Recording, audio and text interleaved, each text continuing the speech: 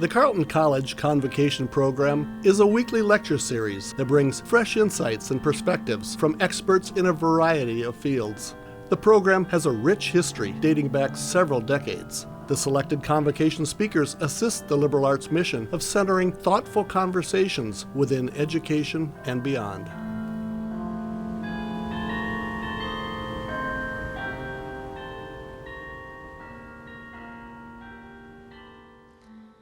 All right. Good morning, Carleton. My name is Madeline Goldberger, and I am a current sophomore political science major from Seattle, Washington. As an editor and writer for our campus newspaper, The Carletonian, and an advocate for journalism as a whole, I am honored to be introducing our Convocation speaker today. Joel Simon is an internationally recognized leader in the fight for press freedom. Over the course of his career, he has traveled from Mexico to New York to Zimbabwe, bringing attention to the challenges that journalists face and the vital role that they play in our world. Simon is widely recognized as an expert in this field and has written for publications such as the New York Times, the Wall Street Journal, the Atlantic, and the New Yorker. Simon began his career as a journalist in Guatemala in the early 1990s, where he covered the country's civil conflict. He went on to report on political and social movements throughout Mexico and California, and in 1998, published his first book, Endangered Mexico, An Environment on the Edge, which was named one of the Los Angeles Times Top 100 Books of the Year. In that same year, Simon joined the Committee to Protect Journalists, CPJ, where he would go on to serve as executive director for more than a decade. During his time there, he traveled extensively to advocate for journalists under threat and founded CPJ's Emergencies Department, which provides critical support to reporters at risk around the world. Following this position, Simon continued his work at Columbia University, serving as a fellow at the Toe Center for Digital Journalism and as a senior visiting fellow at the Knight First Amendment Institute. He is now the founding director of the Journalism Protection Initiative at the Craig Newmark's Graduate School of Journalism, where he leads efforts to research and develop tools that safeguard journalists and strengthen press freedom globally. Simon is also the author of 4 books, including his most recent, The Infodemic, How Censorship and Lies Made the World Sicker and Less Free, co-authored with Robert Mahoney. Please join me in welcoming Joel Simon to Carleton College.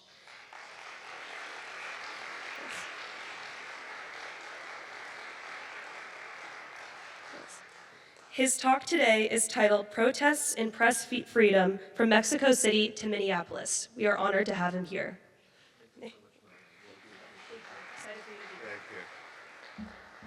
Wow.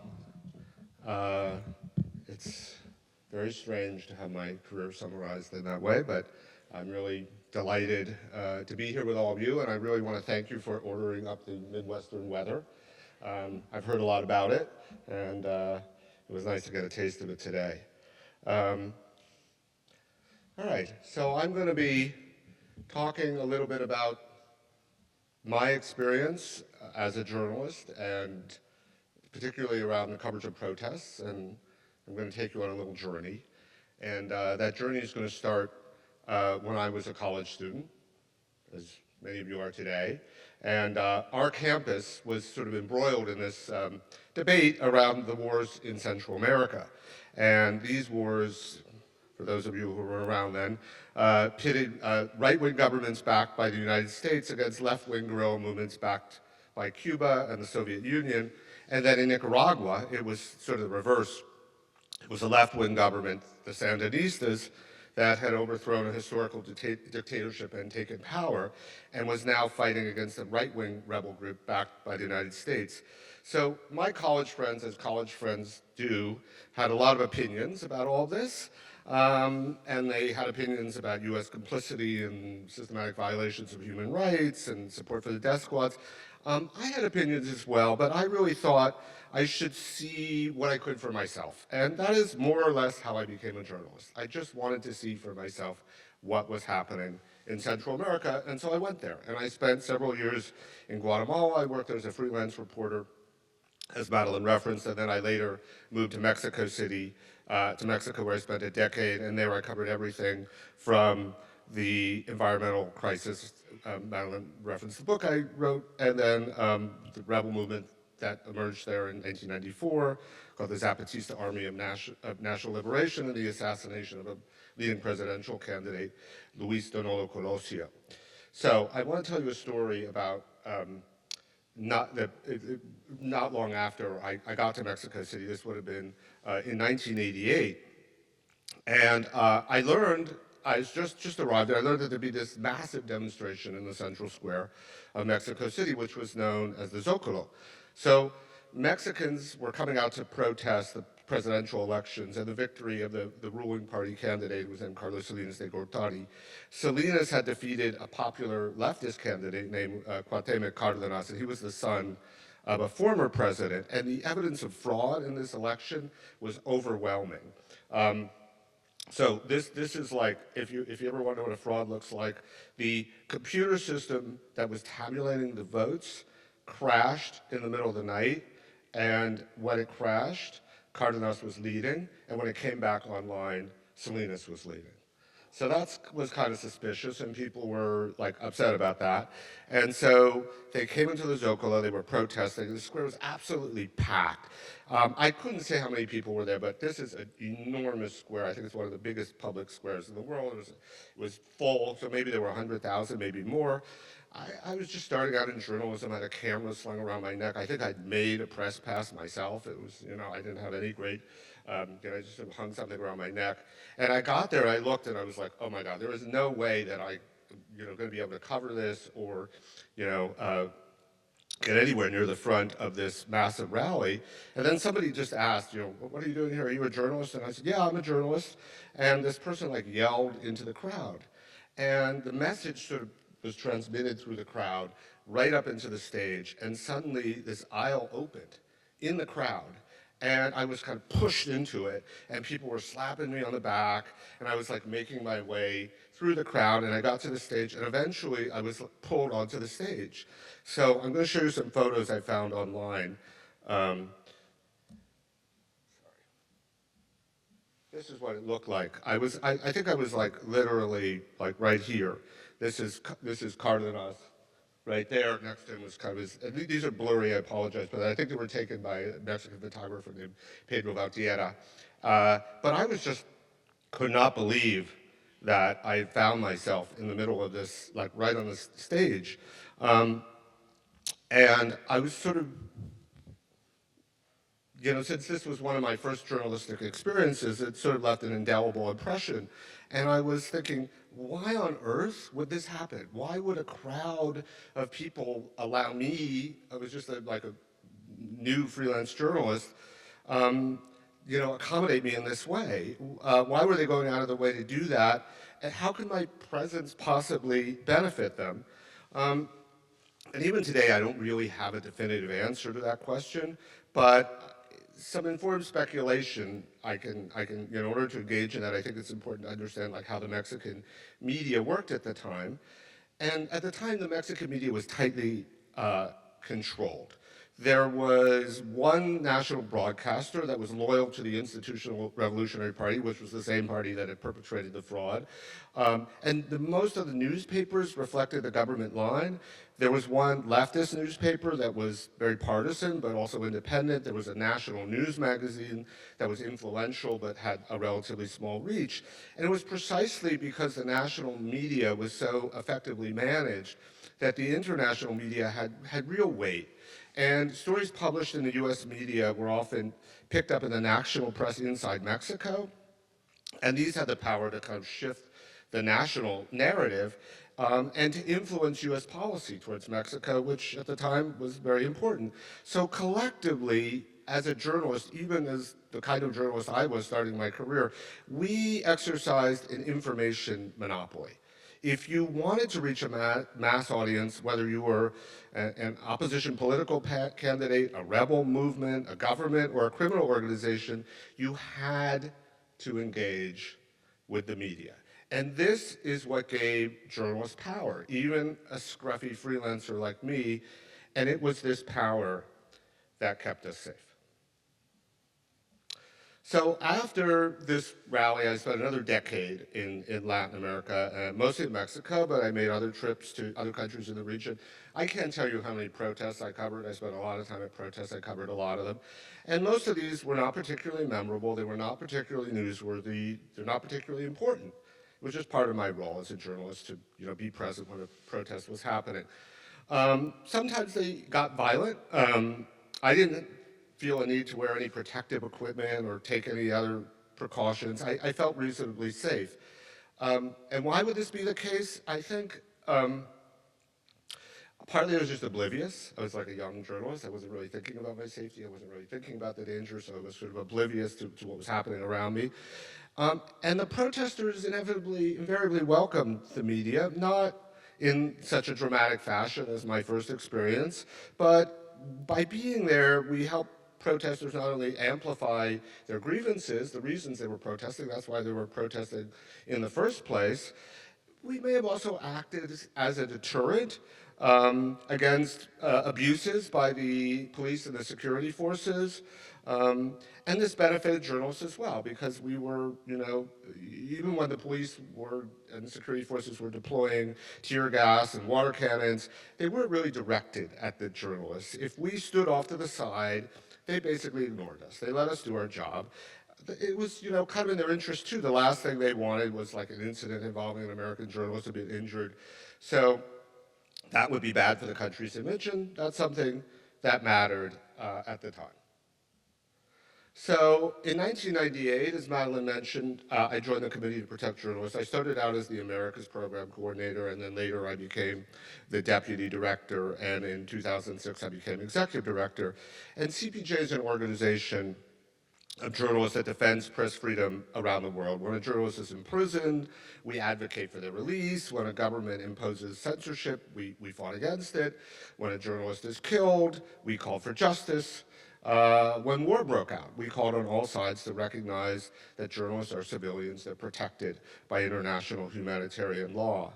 And so throughout my first decade at CPJ, when I had a kind of a global remit, I observed that the dynamic that I'd first seen in Latin America was present in much of the world. Covering protests was sometimes dangerous. They could be chaotic. They could be unpredictable. Occasionally, journalists were injured. Occasionally, they were even killed.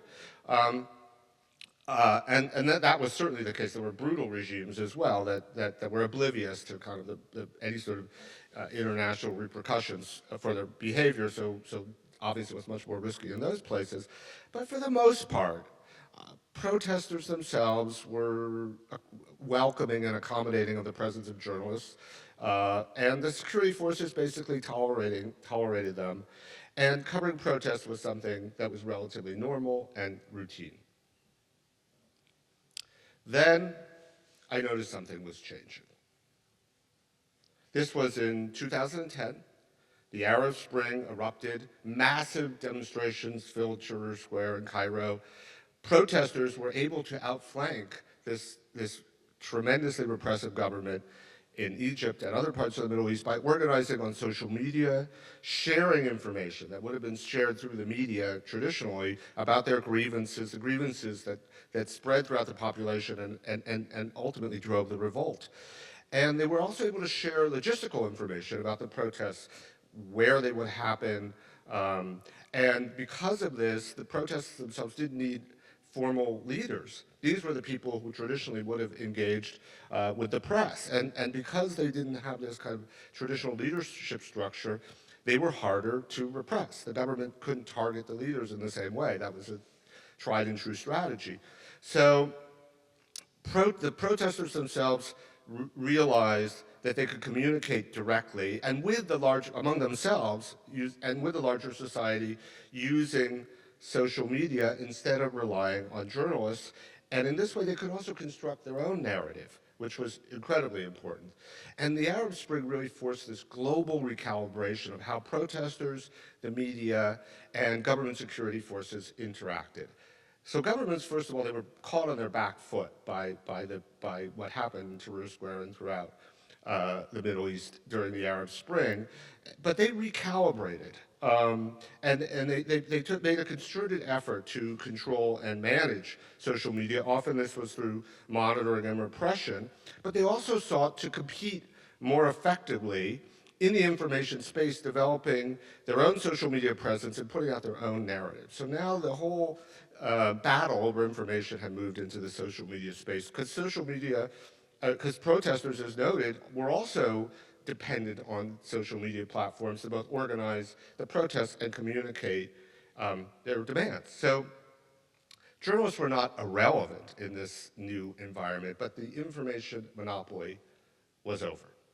And that meant, from the vantage point of the protesters and the demonstrators, journalists were welcome only insofar as they were useful. As for the police and security forces, they were much less likely to treat journalists with any sort of deference. So then, fast forward a couple of years, May 2013, demonstrations erupted in Istanbul, Turkey. They began in opposition to a government project to uproot one of the last remaining green areas in central Istanbul. It was known as Gezi Park. And the plan, when they were developing Gezi Park, was they were going to build a giant shopping mall. And as you can imagine, there were a lot of people who weren't excited about this. And even worse, there was a lot of corruption. And this new shopping mall was very much linked to the kind of development agenda that was part of the ruling party, the AKP. So at first, the demonstrators who came to express opposition to the Gezi Park plan, they were kind of environmental protesters. They really were upset about the ending, that this green area in the middle of the city was going to be paved over. But they eventually grew and spread across the country, and they morphed into a broader opposition to this whole massive redevelopment strategy, these giant infrastructure projects that the government was putting forward. And then they kind of transmuted even more into kind of opposition to government rejection. And then finally, they became almost like an uprising, a rejection of the autocratic rule of the leader, Turkey's longtime leader, Recep Tayyip Erdogan. And normally these were the kinds of protests where journalists would have been welcome. But instead, protesters were expressing their fury at the media. Their ire was directed at good measure towards Turkish journalists, particularly those working for the pro-government media, who downplayed the significance of the protests. And it's worth noting that Turkey at the time was like the leading jailer of journalists around the world, so many of these critical opposition journalists were in jail. But they also turned on the international media that were there. They were also upset with the way that they were being portrayed and the way that this protest was being covered. Most of these interactions were verbal, but they just felt that journalists kind of reflected the interests of those in power, and that they were better off using social media to get the word out. So those kind of dynamic we saw that first emerged in Tahrir Square. And security forces were also much more aggressive towards the press than I'd seen in a kind of quasi-democratic state. They were really acting without restraint, and while journalists were not necessarily the target, they were caught up in the violence. And then I noticed this dynamic in a new place, in Rio de Janeiro, in Brazil. This was a few years later, I guess it was a year after, or it was a couple years later. So the Olympics were happening in Brazil, and this is at a time of rising social inequality, and the protesters expressed their hostility towards wanted to make the public aware of their grievances around all the money that was being spent on the Olympics while social needs went unaddressed. And again, they were really mad at the media. They felt that the journalists were sort of cheerleading for the Olympic Games. They were not aligned with or sympathetic to their demands. And I think some of this criticism was justified, but the reality is that if you were in the streets as a journalist covering this protest, you were caught between the fury of the protesters and the repression of the security forces. And if you looked around the world, the coverage of protests had suddenly become significantly more dangerous. Okay, then next year, January 2017, President Trump begins his first term in office. And this is when I observed a similar dynamic playing out in the United States for the first time. It began on Inauguration Day in 2017. There was a group of like anarchists and leftist protesters. They tried to disrupt the swearing-in ceremony in Washington, kind of taking over the city. Not surprisingly, the Washington, D.C. police engaged in sweeping arrests. Journalists were ensnared, and journalists would come to cover these events. But there was another dynamic, which is there was a growing mistrust, particularly among leftist movements of traditional media, and they were also expressing their hostility towards traditional media. And what they were doing is they were relying much more on like live streamers and other kinds of media that were overtly sympathetic to their agenda. One of them was this guy here, who's shown there in that picture. He's under arrest. His name's Alexei Wood. I later spoke with him and asked him about his perspective. He described himself as an anarchist journalist and said he was sympathetic to the aims of the protesters. And when he was live streaming and when he was narrating, he was sort of almost cheering them on. And certainly a lot of people would have found this distasteful, but what happened was that he was arrested, and prosecutors in the case said that his commentary on and his sympathy, his overt sympathy for the protesters was basically a criminal offense, and he was part of a conspiracy to riot. And they brought charges, and the judge in the case disagreed. She said that there was a clear distinction between action, the action of the protesters, and the expression of the opinion, which of course is protected by the First Amendment. Okay. So during the first Trump administration, protests spread throughout, there were periodic protests throughout the country. First time in a long time we've seen that level of protest activity in the United States. And so did attacks on journalists covering those protests. And of course, these escalated dramatically after the murder of George Floyd by police here in Minneapolis, or an hour up the road. So what I saw from my CPJ perspective was that as these protests spread throughout the country, so did significant violations of press freedom. And I still find this number staggering, but throughout 2020, there were well over 100 journalists arrested and detained in the United States. There were over 400 journalists who were physically assaulted. The vast majority of those assaults took place at the heads of the police, but there were also the kinds of incidents I described where protesters themselves turned on journalists and attacked them. So these incidents really happened throughout the country, New York City, Los Angeles, and many smaller cities. Okay.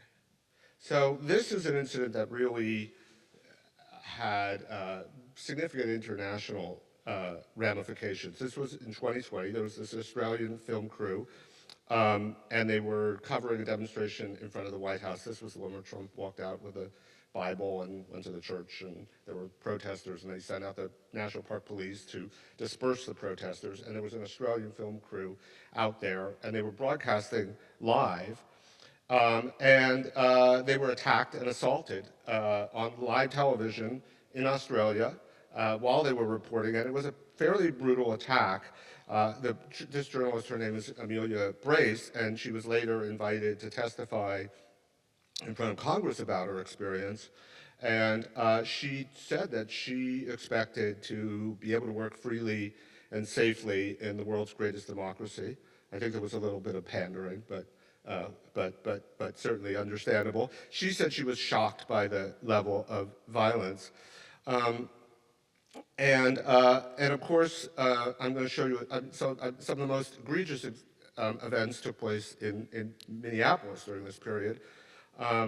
These included the arrest of CNN correspondent Omar Jimenez, also which happened on live TV across the United States, and assault on prominent journalists from the New York Times, the Los Angeles Times. There were so many incidents. I'm going to show you a slide, and I'm going to warn you, it's a little bit graphic. So if you don't want to look at this slide, I'll just show it briefly, then please look away, but it's a little graphic. That's Omar Jimenez being arrested, and that's Ed O. He's actually a Canadian photographer who's covered war and conflict all over the world. He's a friend of mine, and he was hit in the head by a less lethal munition, severely injured, and to this day he is very traumatized by that. And he worked in Tahrir Square, he worked in conflict zones, and he said that he was shocked. He'd never seen security forces directly target journalists in the way that he was targeted. So, and it should note that, this was not just, it was both the police and the Minnesota State Patrol were implicated in these attacks on the press. So, in 2022, I stepped down as executive director of CPJ. I'd been in the role for 25 years. I was obviously proud of the work that we'd been able to achieve, but I also recognized that the fight for press freedom was not going to end. Violence and censorship will always exist in the world, but I felt that the unique threat to press freedom represented by the Trump presidency had passed, and obviously I was wrong about that. I spent the year after I left CPJ as a senior research fellow at the Knight First Amendment Institute. That's a research institute at Columbia. And as its name implies, the Knight First Amendment Institute has a domestic U.S. focus. My work at CPJ was international. I did do some work in the U.S., but my broader focus was international. And I wanted to work on a U.S. press freedom related project, and the biggest concern for U.S. journalists at that time when I talked to them was about coverage of protests. And as I mentioned, more than 100 journalists arrested, hundreds of violent attacks, some of them really significant. And this struck me as a rupture and a fundamental threat to democratic participation in this country, and one with global implications. So, when I dove into the research during that fellowship year when I was at Columbia about the history of protest coverage in the United States, I really found that the ability of journalists to cover protests, even in this country, has never really been secure. Journalists reporting on the civil rights movement in the South in the late 1950s and 60s were routinely attacked, beaten, and assaulted by police. And then periodically throughout U.S. history, not regularly, but there have been certain incidents when protests have erupted. Journalists have been caught up in the violence. This certainly happened at the 1968 Democratic Convention. It happened during the Occupy movement in Zuccotti Park, and then it spread throughout the country. It definitely happened in Ferguson, Missouri, following the killing of Michael Brown. And in each of these incidents, journalists were arrested or they were assaulted by law enforcement. Now, John Lewis, who I'm sure is familiar to many of you, the civil rights leader who later went on to serve in Congress, he once said that if it hadn't been for the media, for brave, courageous journalists, the civil rights movement would have been like a bird without wings. And what he meant by that was that the press at that time brought into living rooms across America images of black protesters being beaten, assaulted, for having the temerity to demand their rights. And those images galvanized the nation against the injustice in their midst. Many Americans, including journalists themselves, assume that because freedom of the press is enshrined in the First Amendment, that journalists enjoy a heightened level of constitutional protection. But this is not generally the case. When it comes to the coverage of protests, certainly, journalists have the same rights as any other citizen. What has protected them from abuse has generally been the same thing that kept me safe when I covered that first protest in Mexico City: our utility. When that utility disappears, as it did in the South during the civil rights movement, journalists have frequently come under attack. So while there are exceptions, I just noted some of them, it's also true that journalists covering protests have been afforded some level of deference by police historically, and this was especially true at a time when there was a strong community of local police reporters who knew the police beat officers.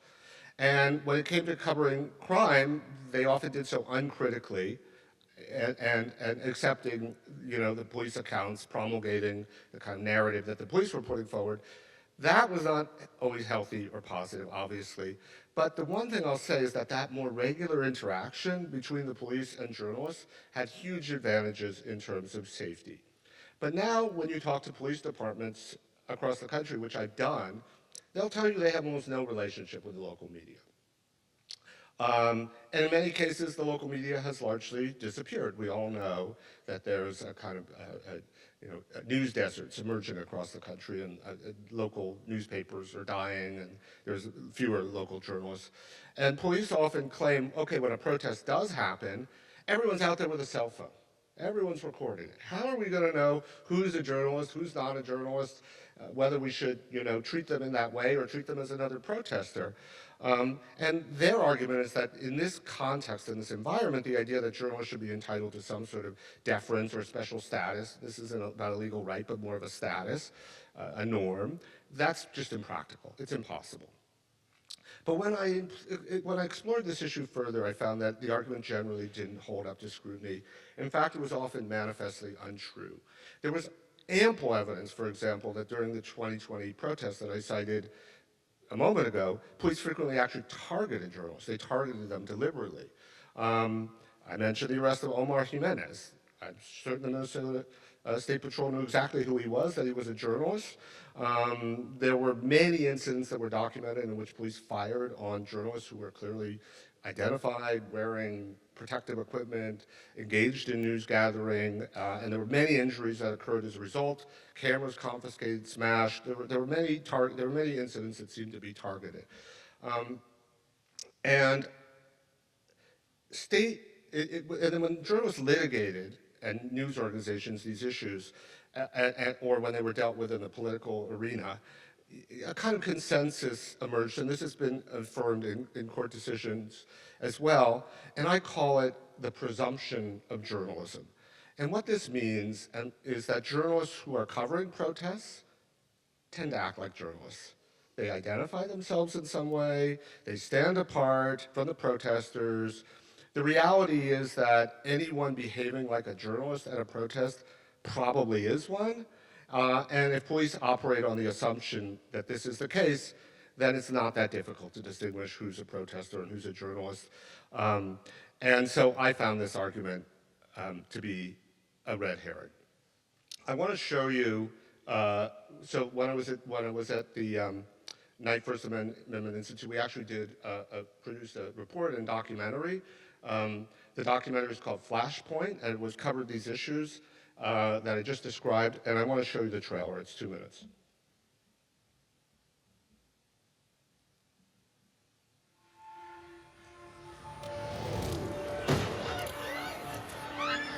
I saw pepper spray like descending upon my camera. Raised my hands and started yelling at press. Here's Had my press pass on, singled me out, and pepper sprayed me in the face. I was clearly media. My cameras, I was live streaming. The next time there are large-scale protests, the pieces of fabric that are kind of holding this together may tear completely. The press are the watchers, and without them, you often are left with only one side of the story. They got me right in the face. When you have this many incidents, And they kept shooting at us like, oh, they're targeting us. that doesn't look like an accident. That looks like punishment. And then the doctor said the next thing is you don't have an eye. You lost your left eye. So what you're seeing is police deliberately targeting people who are attempting to news gather. I was clearly media. Had my press pass on. No other protesters around us, and they shoot at us. It's putting people in the grinder. The reality is, I quit journalism. It's a very basic question of press freedom. 129 journalists arrested across the United States in a single year. It's absolutely shocking. And the majority of them were journalists of color. Most cops do not like being recorded. Sometimes tempers flare. Officers maybe don't know who the reporter is. Maybe they do. Apparently it's very hard to understand who is and who isn't a journalist. We're in a very fragile, precarious moment. We have to ensure that journalists have access. We have to ensure that they're being able to do their First Amendment protected jobs. What should be protected is the act of news gathering. We can de-escalate this whole situation. It's not that hard. Democracy depends on the ability of people engaged in journalism to document the activities of law enforcement so that other fundamental rights are protected. It's not enough to just say, this is the best we can do.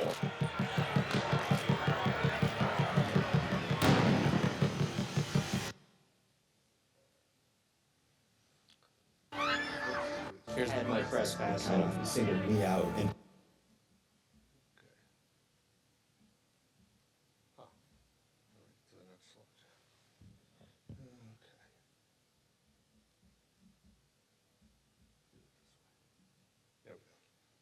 Okay. These are some photographs taken by my friend Katie Nelson. So she was the one who was in the video who was saying there was no one around us and journalists just shot at us. So let me talk a little bit about her experience. She was covering Operation Metro Surge. She also covered the 2020 protests.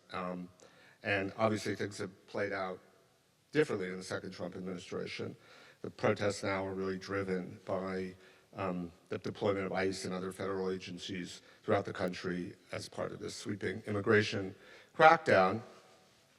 And these deployments have sparked protests. Journalists are covering those protests. Now, this time around, the numbers are not as high. We've seen dozens of journalists across the country have been attacked, injured, or detained, mostly by federal agents while working. At least one journalist, his name is Mario Guevara, he was detained while covering an ICE activities in Georgia, and he was deported to El Salvador because of his immigration status. So I asked Katie, as I mentioned, she's from Minneapolis, you know, to kind of compare and contrast her experience. She's been out there working she's very experienced. She's also worked in conflict zones, and she's been reporting for the New York Times and others about how she compares and contrasts her experience. And she told me that, you know, during 2020 when she was covering protests here, she was targeted by police. She described it using less lethal munitions. She actually sued with the backing of the ACLU, and she won a significant settlement. But I asked her about Metro Surge and what that experience was like, and she said that it's, not surprisingly, it's worse.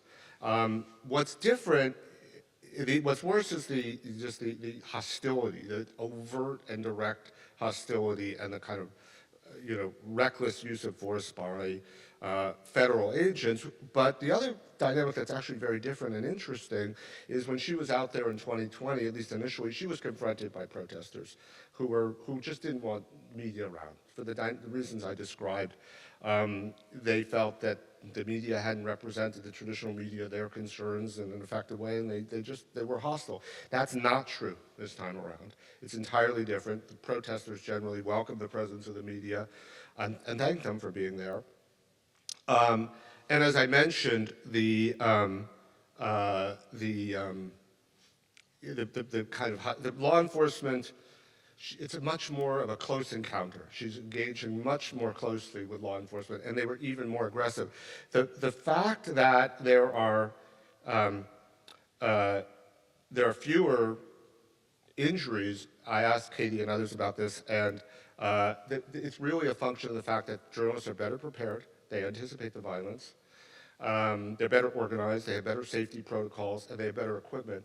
I want to show you how Katie dressed. That's her, you know, there was so much tear gas deployed.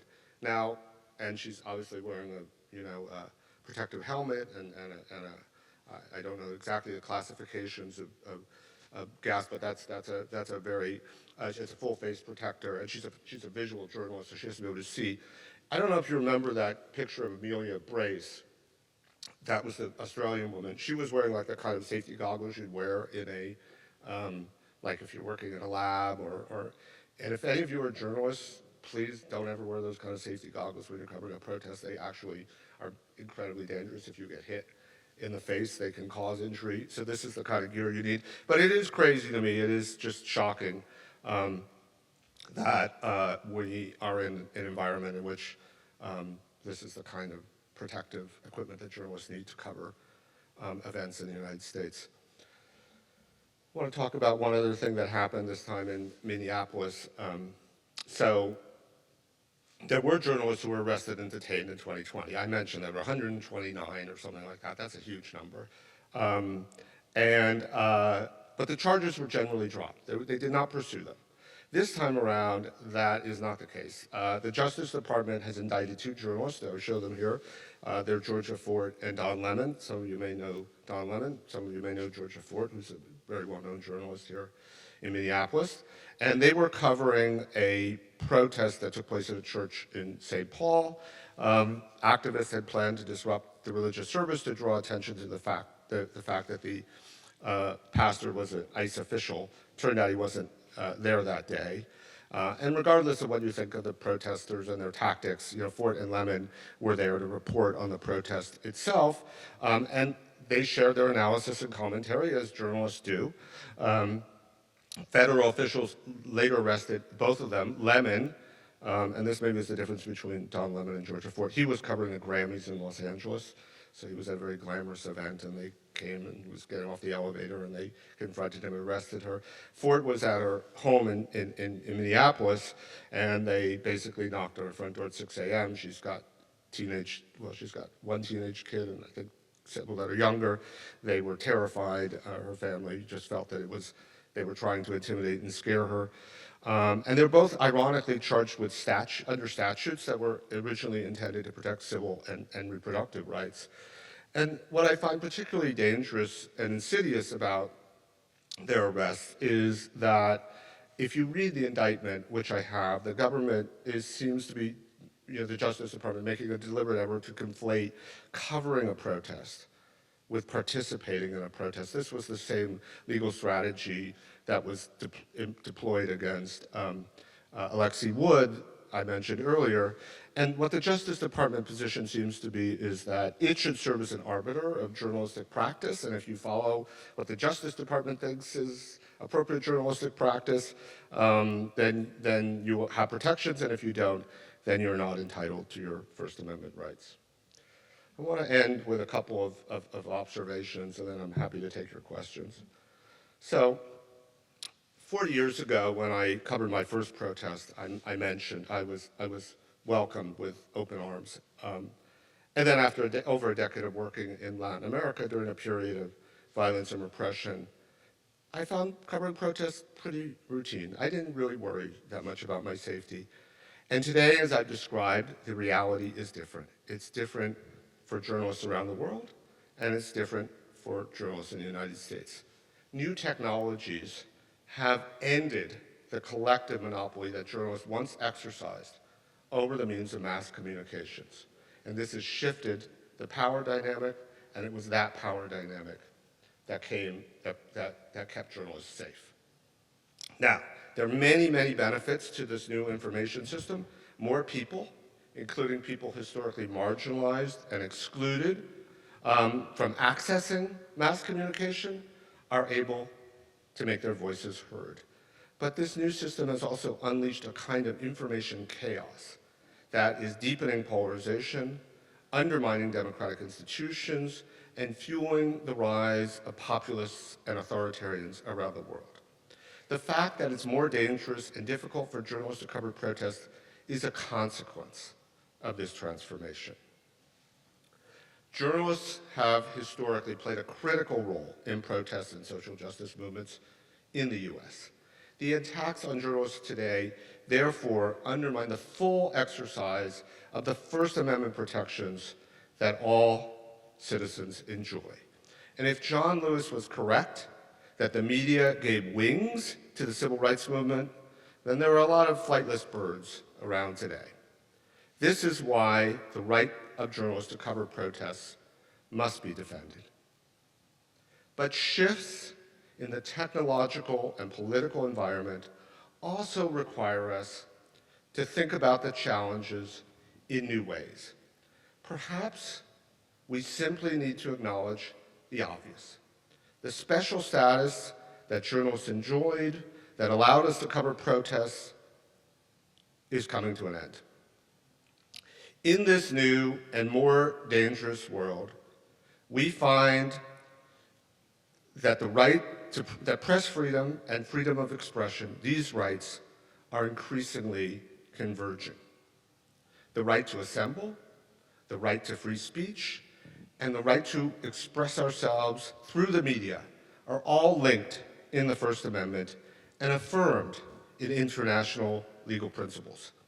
There's a logic to this construction that is reflected in the current reality.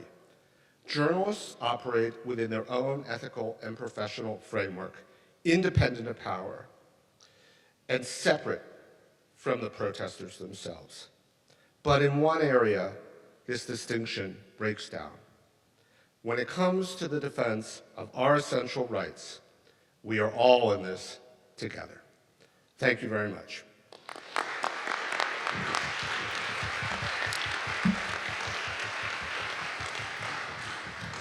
Thank you very much, Joel, for that impressive and powerful presentation. And thank you also to Madeline for the introduction.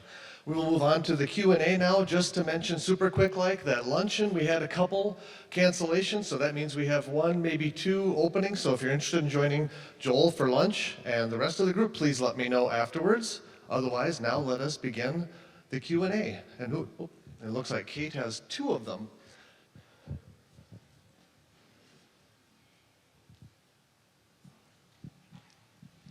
Hello, thank you for the talk today. It was really interesting.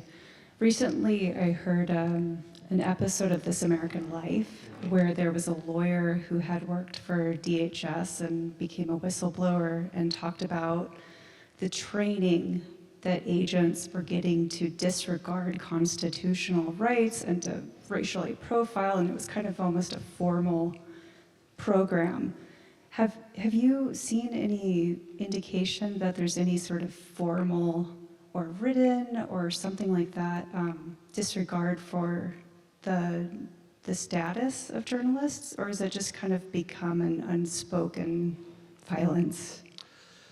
Well, I mean, everything is happening in conjunction with each other, and you have a president who is disparaging and undermining and attacking the journalists and the media as an institution, although of course he's completely dependent on the media in other ways. So, and when, going back to 2020, when the police departments are local, they're not under the control of the federal government, but, when these attacks were happening, instead of tamping down these impulses, President Trump kind of encouraged a more violent response, and that impacts the culture. And then across the board, I mean, it's just, it could just go on and on. The lawsuits that Trump is pursuing against media, the defunding of NPR, the defunding of Voice of America, the access to information, that kind of the ability of journalists to access public information, that is across the federal government, that's become more difficult. So, especially when it comes to protests, there's usually a local dynamic, so I don't want to suggest that this is all under some, coordinated at the federal level, but the climate is certainly one in which these kinds of abuses are more likely to take place. And the last point, of course, now we're dealing with federal agencies, right? So we're dealing with ICE, we're dealing with DHS. These are the law enforcement that are coming into contact with journalists and protesters themselves, and in that regard, there's a complete disregard for these fundamental rights and a culture.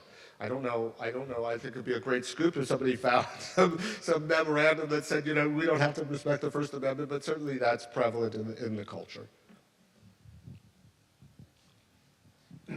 Hi there. Thank you so much for your work and for coming to Northfield to talk about it. So you spoke about the physical violence that journalists face, as well as the sort of defensive measures that you have to take. I'm curious if you could talk about some of the digital security and privacy that you have to sort of undergo. And if you have any sort of digital attacks on your rights, what you undergo, as well as my second question would be, you did say at the end, we're all in this together. What advice do you have for non-journalists to protect their digital privacy? Oh, well, okay, so the last point I'm going to that's a little bit of a longer answer, but I'll give you some general guidance. First of all, my new role, I'm at the Newmark School, and I have created this new entity called the Journalism Protection Initiative. And part of the reason I did that was because I believe that journalists in this country, part of their basic journalism education has to be around safety. And so we're bringing that into the curriculum. We're teaching journalists who are operating in the United States, most of our students, when they graduate, work in the United States, how to protect themselves. And as part of that, a key component of that is teaching them how to defend themselves against digital and online attacks. There actually is a dynamic at protests. I didn't get into it because, first of all, one of the reasons that protesters are sometimes hostile to the press is they don't want to be photographed and identified because then they get attacked. People can, law enforcement can identify them, and also there can be online harassment. And journalists, it's just become part of the profession now. That if you are out there in the public arena doing journalism, and there will be a time in your career where you are under attack. Certainly, I've experienced that. But the reality, of course, is most of these attacks are racialized and based on gender. So there's a completely different experience if you are a woman, or you are a racial minority, or you have an immigrant background, whatever, or you're LGBTQ, you will come under attack in a different way, at a different level. And so we really teach our students to prepare for that and to take proactive measures. There was this moment where there was this, well, we can try to influence the policies of the social media platforms and get them to address this. That ship has sailed. For now, anyway. The climate in which journalists and others operate is not going to change, so we have to take protective measures. So we spend a lot of time in class having students go through their social media profiles, determining what information they want the public to have available. We tell them that they should remove personal content, remove their personal data from publicly available databases. There are tools that can do that. One of them is called Delete Me. There's another one called Canary. You can look them up. This costs money, but it's a good investment if you are kind of operating in the public arena so that people can't find your personal information. And you really have to take a lot of time and think about how you want the world to perceive you. We kind of tell our students that when you're thinking about risk, one of the things you have to think about is your identity. How do you perceive yourself? How do you imagine your role? And then you also have to think about your profile, which is the way others perceive you. And you're not always in control of your profile. Others can define you, and your institution you work for may define you. So there are lots of strategies. One thing is, this is an area where there's been a lot of work done, and there are lots of things that people can do when they come under attack digitally. And they're great resources. There's something called Freedom of the Press Foundation, Electronic Frontier Foundation. These are all, and it's more than I can cover right now, but there are lots of very effective defensive measures that people can take. But the most important thing that everyone has to be conscious of is, sometimes it's called doxing yourself. You kind of need to go through and really try and dig up as much personal information as you can about yourself. Try and look at whatever people can find about you from the perspective of an adversary, and try to manage that actively. And that's true for anyone who's kind of engaged in any way in the kind of public arena. Certainly it's something that I do. Do we have any other questions? And I failed. Oh, wait, we do. Thank you for that talk. That was so interesting. I'm wondering if you have thoughts on sort of the future of journalism and social media, digital media. I'm thinking specifically of like the war in Gaza and how journalists have been using social media in like a really prolific way to report on that, and are of course coming under extreme violence for that reporting too. Yeah, I'm just wondering about the future of social media and sort of independent journalism on some of these huge global conflicts that everyone can see. Yeah, well, I'll come back if you invite me for my next lecture on the future of journalism, because that's at least 35 minutes. But a few comments on the way conflict is being covered. I mean, first of all, the thing about Gaza, there are 3 points I'll make. One, it's the most deadly conflict ever for the media by a long stretch. I'm no longer at CPJ, but they are documenting the number of journalists killed in that conflict, and it's by a significant factor the most deadly conflict ever. And that is a function of two things: the kind of generalized and indiscriminate nature of the violence and targeted attacks on journalists, which the IDF acknowledges. They generally say, you know, they make an allegation, usually completely unfounded, sometimes just verifiably false, that a journalist is, you know, an operative and part of Hamas, and then they use precision munitions to kill them, and that's happened quite a bit. The other thing is that international journalists have not been able to access Gaza. And originally that was supposedly for their own safety, but that's kind of ironic when, you know, the IDF is targeting Palestinian journalists. They don't seem to care about their safety, but for some reason it's too dangerous for international journalists to go to Gaza. So they still have not been given access, and this is something that the media community has been clamoring for. So what we have is a situation in which all the coverage and all the reporting on Gaza has been done by journalists, Palestinian journalists in Gaza. Some of it is really outstanding. We have a fellow at our school, and his name is Mohammed Mawish, who's a journalist from Gaza who managed to get out, and we were able to offer him a fellowship. And he's incredible. If you don't know his work, he writes for the New Yorker, New York Magazine. I really recommend him. And there are many other outstanding journalists, and some of the journalism is, you know, not of a very high quality. It's really intended to, you know, kind of advance a kind of narrative that's you know, that's not independent. That doesn't mean it doesn't have value, but it's distinct. And but the point is, everything we know, our full understanding of what's happening, is based on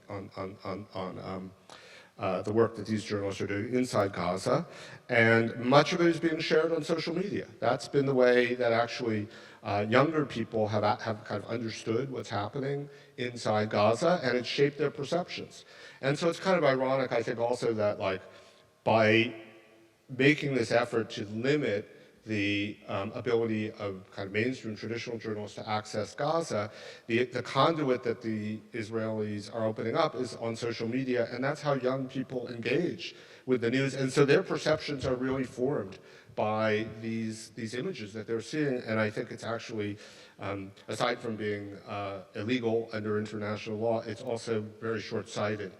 Now we have a much more expanded conflict, with obviously, you know, a tremendous level of violence in Lebanon, and a similar dynamic in which, you know, it's obviously international journalists can access Lebanon. Several have been killed, in fact, while covering that conflict. But it's still an environment in which, you know, it's a mix of traditional media and social media. And then, of course, we have Iran, which is one of the most censored countries on earth, with a very controlled and manipulated media and very limited controlled access for international journalists. So we're living in an environment in which the perpetrators of the conflict are have much greater capacity to control and manage access. They're using that as a tool.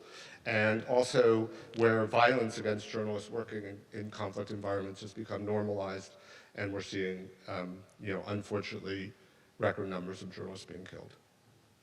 I think we have time for one more question, and I'm being pointed to the front, and it's Al. I recognize you. Thank you, Joel, for this convocation. I have been thinking about how to frame these sorts of questions, and one can talk about the press being a canary in the coal mine, in that liberal democracy is weakening around the world, and free expression and the rights that people have had are weakening. There's no doubt that there's something to that. But in a wider lens, even in places that are not liberal democracies, maybe even authoritarian places, the press plays an essential role, perhaps both domestic and international media, to at least present a story or stories about how states treat their own people. And if we hope in this century to avoid the massive crimes against humanity that were perpetrated in the 20th century, many of which still continue into this century, the issue here is the tension between the impunity that states wish to have to do whatever they want, and at least the press as a mechanism, perhaps not the only mechanism, to hold them back in some way, even a minimal way, because of the possibility of images and stories getting out to the rest of the world, and the condemnation and the consequences and the reaction that might happen. Yeah, I mean, that is the dynamic historically, and that is the model for CPJ when I ran it. We basically, the most compelling pressure that we could apply was these images will shape the understanding of these events and will have negative implications for your government, which needs to operate in an environment of international cooperation in which values and principles are important. That argument is just harder to sustain now. I mean, in other words, the kind of global environment is a kind of realpolitik, if you want to present it in the kindest way, and one in which authoritarian powers are ascendant is the less optimistic framing. And so that pressure point is gone. And we're also living in a much more saturated and polarized and divided information space where like a single image generally has less power. But the collective, kind of collective perceptions that are shaped through different engagement with different kinds of media, whether it's traditional or social, do still change perceptions and do still influence governments, and also they may need to have a longer horizon. In terms of the consequences may not be immediate, they may be in the future. But it's but the framing that you're suggesting is the one that we've experienced in recent history, and it still exists and it still functions. But it's much more complicated and difficult to activate. And the basic protections, the most fundamental protections that allow journalists to carry out this critical role are under threat as never before. And on that, we must thank you once again, Joel, for that excellent convocation. Thank you all for being here. We'll see you next week.